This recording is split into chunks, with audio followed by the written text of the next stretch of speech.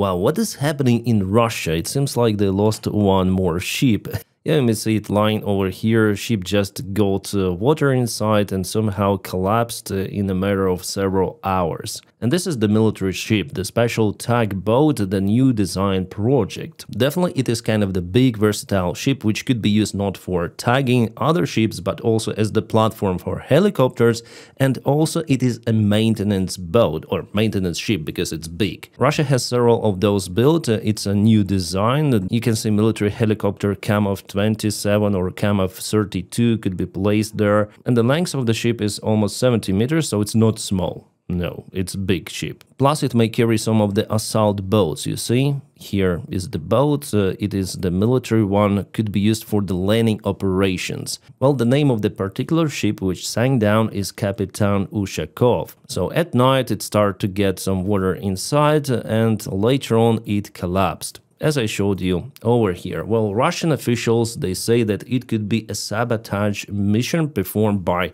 unknown divers who could have placed some of the kaboom device below the waterline, and that is what led to this collapse of the ship. Yeah, the ship is not destroyed as Moskva flagship or something, no, but it is significantly damaged, especially equipment inside. So it is no-go because of the salty water. By the way, it happened at the bay, Russian bay in Baltic Sea, Ust-Luga port or something like that. So Russian propagandists are saying that trace of the special services of Estonia, maybe Finland, who could have taken the part in this sabotage operation. Well, judging on the Ukrainian spiderweb operation, I think that Ukrainians could be involved in that, and it's kind of profitable for Ukrainian army to get rid of those ships, even far away from Ukraine, because Russia still has to waste their resources to repair the ship, and they cannot send it elsewhere any longer for many months or maybe years. It might take them to repair the ship. So yeah, good news. As usual, I'm starting my videos from good news. Guys, about political stuff, Trump, Putin meetings, Zelensky, everything. So I'm gonna film one more video for you just after this one to describe everything in more details. But we have good news from Ukrainian government and president. They say, like Zelensky said personally, that Ukraine will never give Russia territories voluntarily as a gift. No, it will not happen.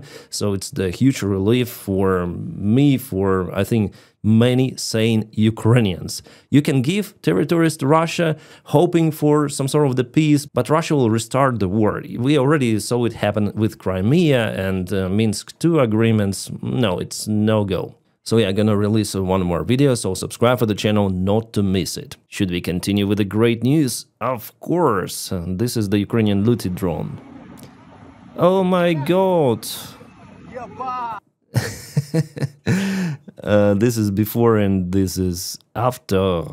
If you wonder what is this blue place, this is the Russian Shahid production facility, which was shown on the Russian TV maybe 1 week ago. Yeah, I think I told about it on my channel, so lots of the Shahids, Russia showed where those Shahids are stationed inside, and Ukraine launched the drone to hit them really hard. Well, the factory itself is big. It doesn't mean that all of the Shahids are kaboom there, no, but Ukraine is capable to reach those Russian Shahid drones. And it is Tatarstan, Russia, so roughly 2,000 kilometers away from Ukraine, and I'm very surprised that Ukrainian drones, looted drone, is capable to reach that far. It's outstanding. It seems like Ukraine worked on increasing the range of those drones. Plus, from what I see, Ukraine is using the new modification of the looted drone without the landing gear, which reduces the drag and increases the range, because you have less fuel consumption. This is the piston engine installed, and of course there are some of the fuel tanks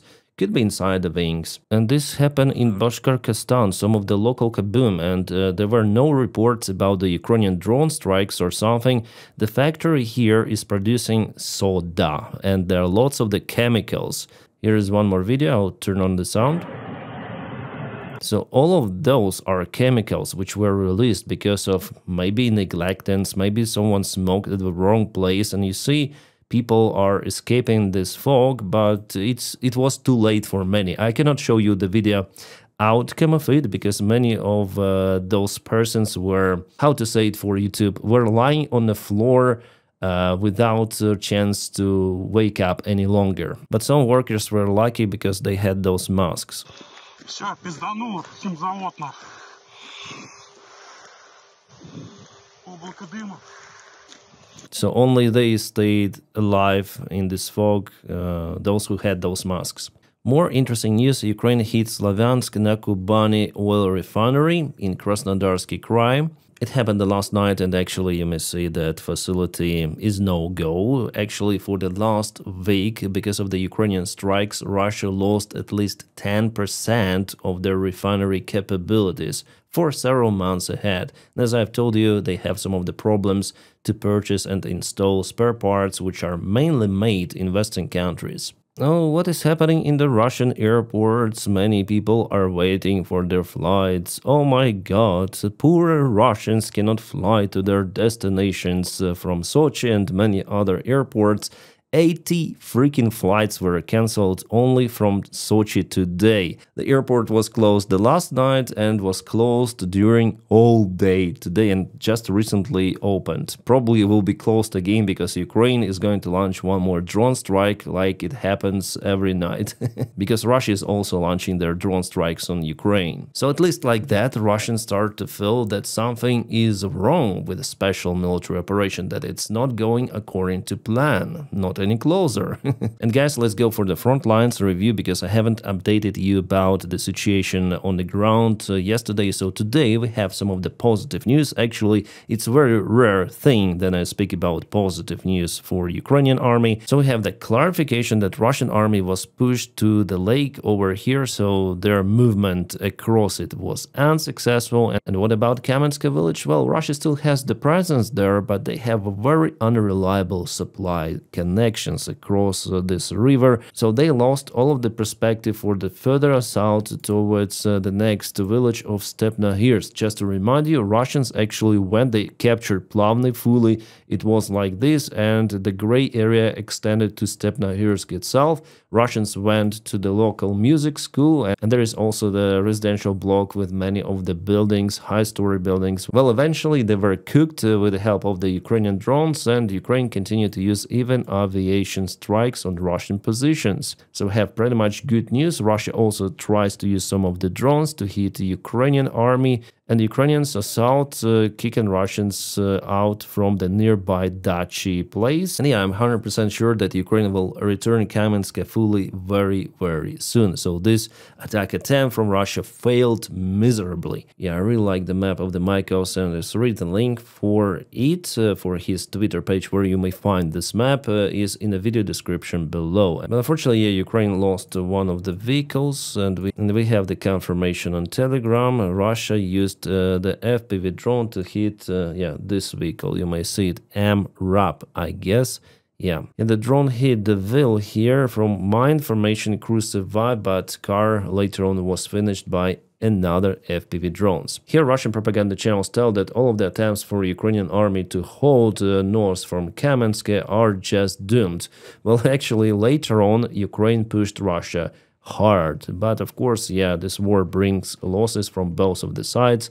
Russia loses way more infantry forces. And guys, we have some interesting news coming from the Sumy region. There Ukraine counterattacks the Russian forces, now without significant move. The fight is still ongoing in Alexeyevka, and there are pretty much high chances for Ukraine to liberate this village the next week. And it's already understandable that despite Russia is using their aviation gliding bombs, they are unable to move forward in Sumy. First of all, it's the huge command problem of the Russian army, and it seems like the Russian high military command and Putin, they understand the problem with their incompetence, and they try to replace command. So we have one more interesting major news about it, because the famous Russian general Lapin, who was responsible for the sector north, so Kursk Oblast, Sumy operation, he was dismissed today. And just to remind you, in 2023, the Russian Volunteer Corps, which is fighting against the Russian regular army, went to the Kursk Oblast and to Belgorod too, and General Lapin filmed some of the videos, TikToks, how he is running in front of the soldiers with his pistol, calling everyone for counterattack. By the time the Russian Volunteer Corps already left the area, so it was a total cringe. And actually Lapin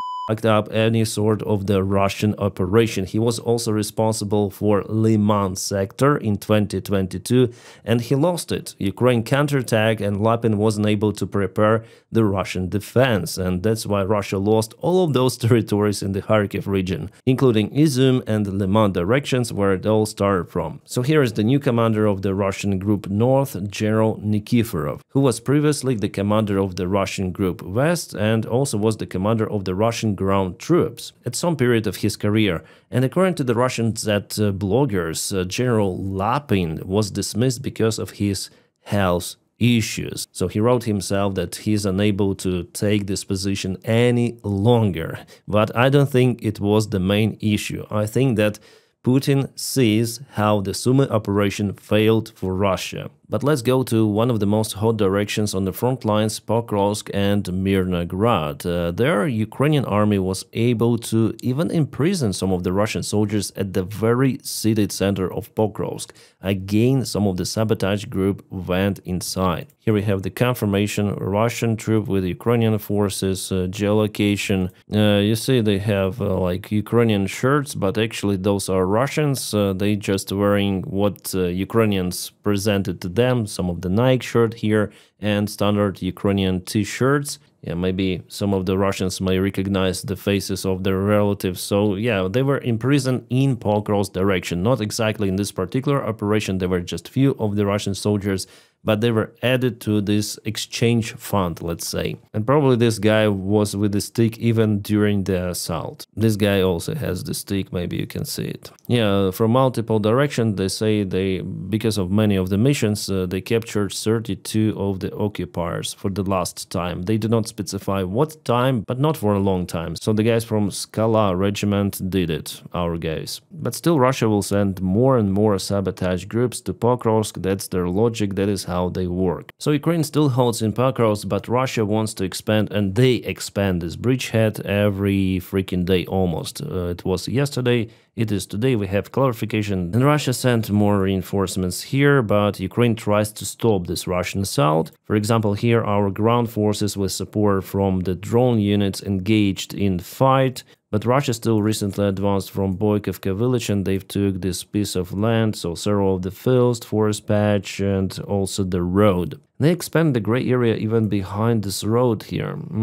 So the situation for this flank of Pokrovsk direction is not good at all. But in Pokrovsk and Mirnograd, Ukraine still resists. But judging on the Russian assault, this year they may take Pokrovsk and Mirnograd, I would say in the next 2 months, because they deploy enormous amount of the forces, roughly 100,000 of the Russian troops surrounding this pocket. And there is also, I would say, maybe even hotter direction for this day, Storitsk, and maybe we can call it already Konstantinovka direction. You may see how many of the Russian drones, Russian ballistic missiles and artillery Russia is using here. What is here? What does it mean? The Russian source claims that Sherbinivka has not yet been captured by Russian forces and has released a picture of 3 Ukrainian soldiers operating in a town today. Fresh information with Ukrainians deployed in Sherbinivka, and it's really far away from the main Ukrainian positions here. But Ukrainian military command, it's risking a lot leaving Ukrainian troops in this area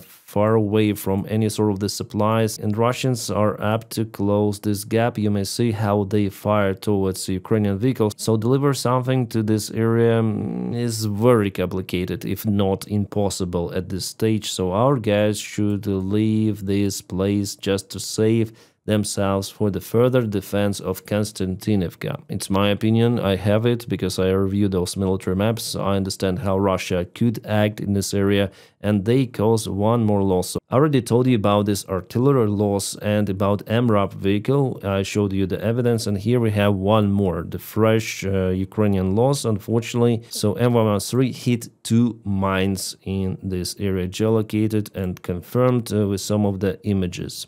But before I told you about the Russian losses in Katerinovka village, where they tried to assault using BMP vehicles.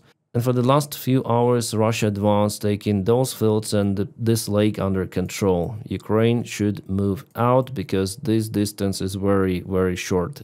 What's about deep state? This is Konstantinivka, so it was yesterday, it is today. Definitely they confirmed the Russian assault. But Sherbinivka, still there is the presence, as we understand, of Ukrainian army. Also, Russia moves towards Dnipropetrovsk region. In Komar direction, there is extension of the Russian attack vectors, extension of the gray area towards Yanvarsk. We may see it here. They are very close to this village. Well, Russian Z channels already reported that they've occupied it, but here on the map we don't see it. Here you see Ukrainian army unfortunately has losses. Ukraine tries to stop the Russian offensive in Komar direction. Yeah, Russia is using lots of the aviation strikes. It seems like Ukraine lost the tank even. Yeah, it's T-64 tank. It was the solo operating mission and Russians hit it with FPV. From what I understood, the tank was disabled. Crew left the vehicle. You can see the hatch is open and Russians finished the tank. Luckily, crew is okay.